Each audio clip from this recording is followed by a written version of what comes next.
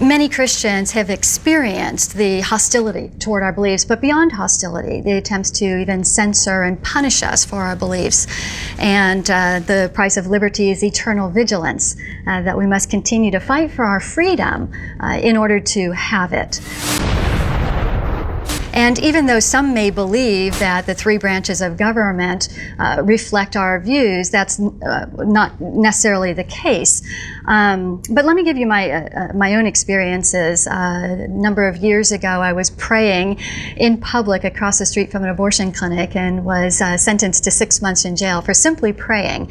It's these kinds of experiences. Excuse me, you were sentenced to 6 months in jail for praying? For praying. Could we get a bit more detail about that? Sure.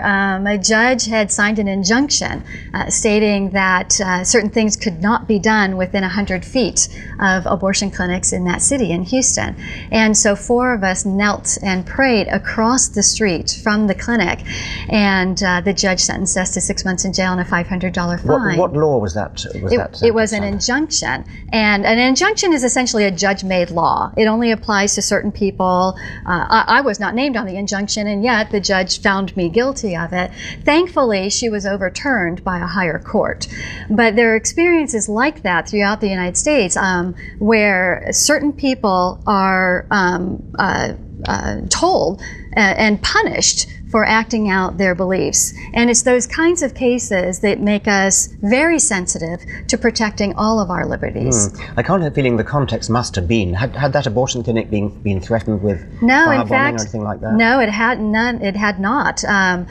There were protests that were going on during that time. Now, the abortion clinic had argued to the judge that women would be intimidated from coming into the clinic if there were protesters outside. Well, at the same time that 4 of us were quietly kneeling in prayer with no signs or anything like that, there were about 100 pro-abortion demonstrators in front of the clinic blocking the entrance, screaming and yelling with signs and bullhorns.